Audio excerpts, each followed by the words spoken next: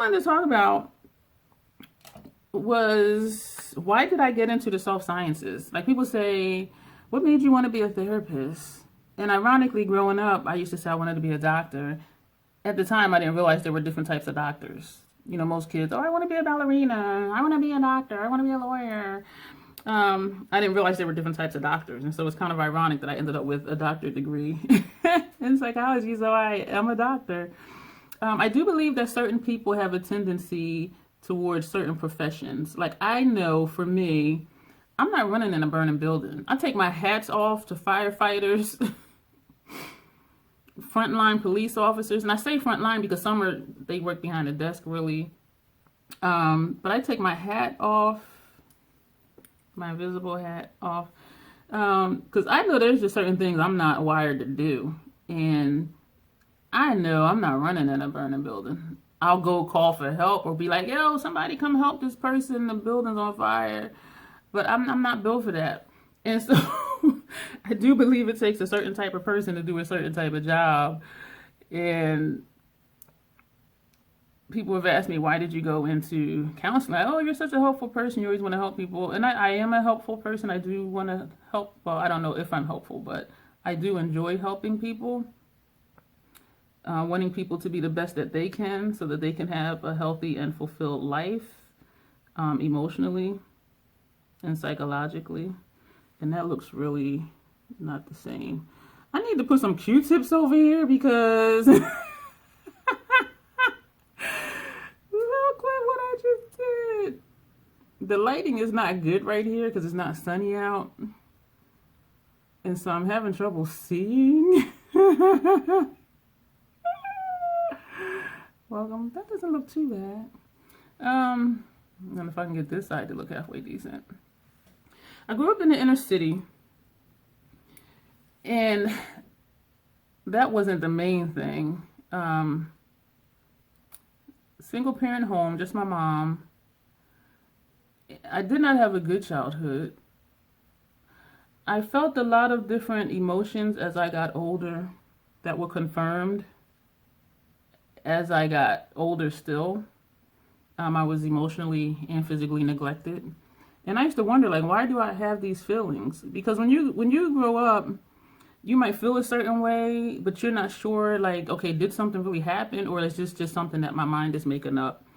And I found out that I really was physically and emotionally neglected. And so a lot of things started making sense. And then I worked on processing that, which has been challenging, but, you know, I got through it.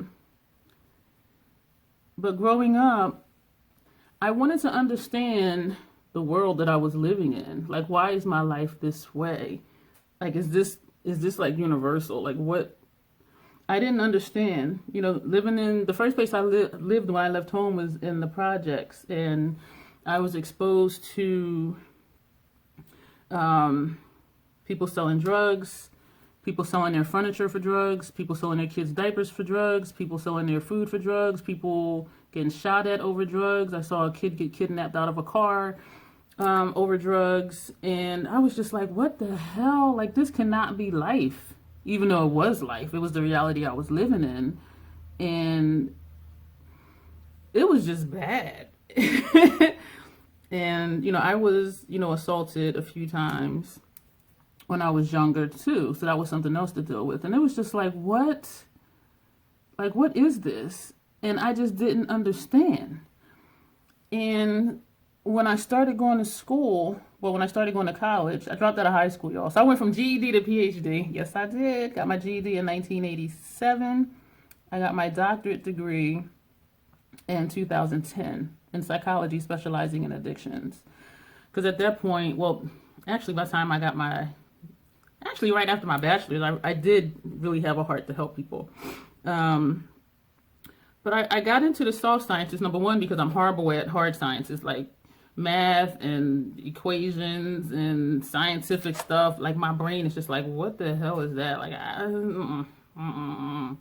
And so I went into, and I found that I flourished in like the sociology courses, philosophy courses, abnormal psychology, child psychology, you know, different type of therapy classes, social work stuff. My brain just lit up like, ooh, ooh.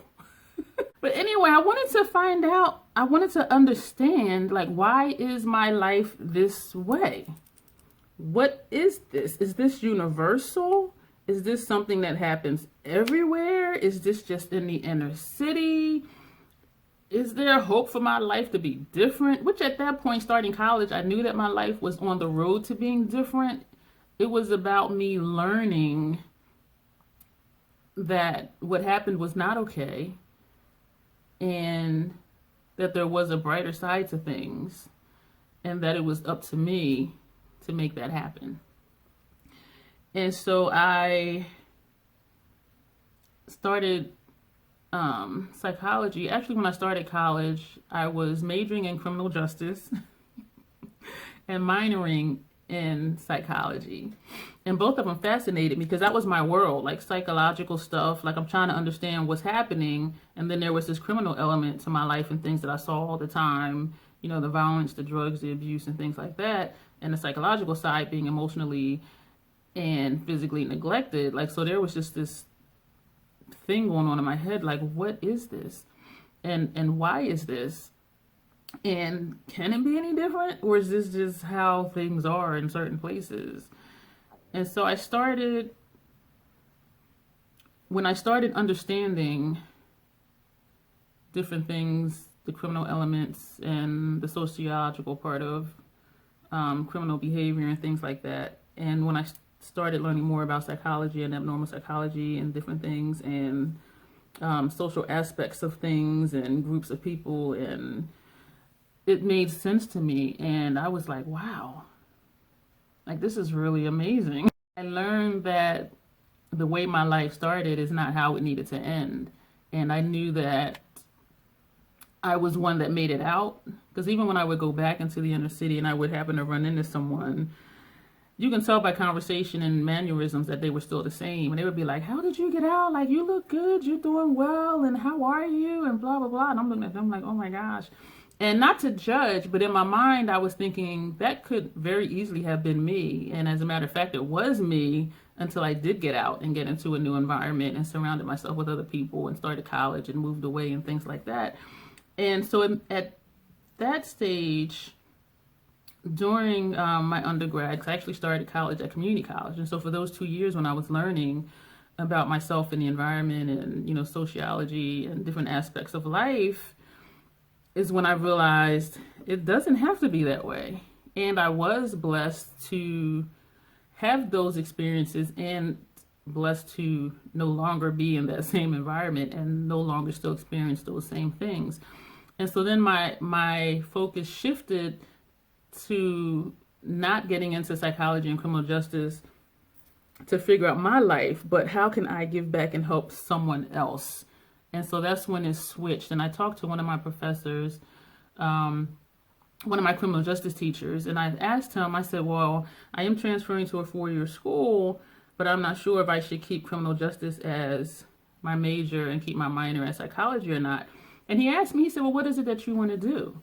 And I said, well, I want to help people overcome like their life obstacles and things that have happened in their past, and to help them see that there is a different way that they can live their life, and to help them overcome some of their obstacles.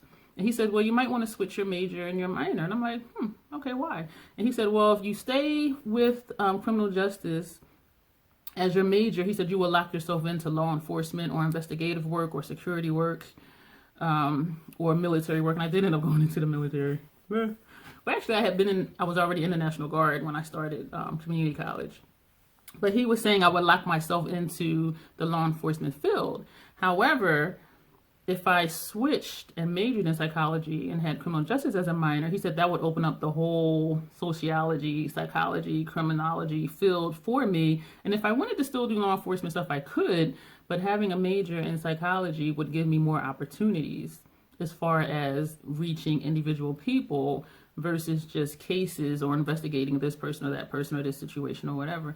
And it made sense. And so when I transferred to Long Island University, culture shock, coming from Camden, New Jersey, and now I'm in Long Island, on Long Island. Whew, so that was a whole other thing. And I will share that in my memoir, which is still waiting to be edited some more. But so So I switched. I majored in psychology, minored in criminal justice. My master's is in criminal justice, and my doctorate is in psychology, specializing in addictions. And so by the time I transferred, I really had a heart for, if I can overcome this, so can somebody else. And so that became my focus is, okay, learning more that I can give back, and not only through book knowledge, but also through personal experience. And I used to tell, some of my clients, the at-risk clients or the substance abuse population, or even when I worked in the prison system, I would say things like, I'm not going to sit here and tell you I know exactly how you feel. What I will tell you is that I can relate to your situation. And they're looking at me like, what are you talking about? Because people think I have it all together. I don't. And I would say, well, I grew up in the inner city, blah, blah, blah. And they're just like, oh my gosh. Like, they're shocked that I had similar experiences as they did. And there's been some situations where I would tell the at-risk youth that I worked with, the only difference between you and me is that you got caught and I didn't. And they would look at me like, what do you mean, Miss D? And I'm like, trust me. And so it was kind of like a weird benefit to having grown up in the inner city and been through experiences and then working with inner city kids, because there wasn't too much they can get past me, because I'm like, dude, I've been there and I did that, or it's been done to me, so you can't, no, I see it, no. So we're not going to go there.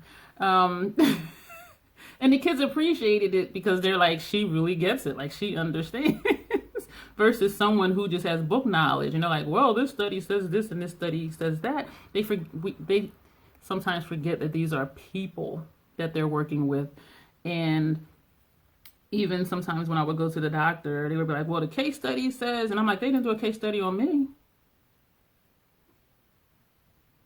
So how is that helping me? Especially if I'm sitting here telling you what's going on with me and you want to start quoting a study that you read. Just listen to what I'm saying to you.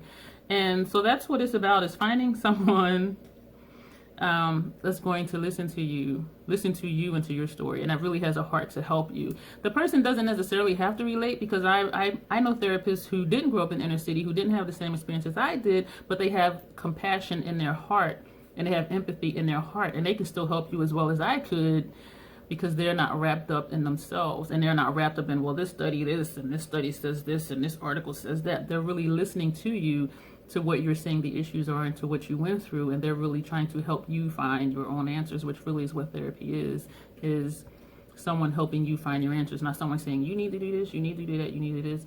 No, because it's different for every person, because each person is their own individual. And so that's why I got into psychology, because I suck at hard sciences. And initially I wanted to understand my life and my world, and seeing how I overcame a lot of things, I wanted to give back and help someone else overcome situations and circumstances and their past trauma. And so it ended up going into like a 180, where it wasn't about me understanding me. Okay, I'm a little kooky, actually a lot kooky. I am. But I know I've grown a lot, and I've had a lot of things happen, and I've come to understand, most of those things, not all of them, because some things you just never will understand. And I wanted to give back and help someone else also be the one that made it through. And so that's my educational journey in a nutshell, is wanting to understand me, to understanding me in my life, to then wanting to help someone else understand their life, and to help them have a better life for themselves, and for them to be a better person for themselves. And so that's it for this video. Particularly if you're in sociology, psychology, why did you choose that field? Or do you feel like it chose you? And do you enjoy what you do? And if you don't enjoy what you do, what is it that you wish that you were doing? And so I'm going to leave this video here. Thank you guys for watching. Thumbs up, subscribe, and you will see me in the next video.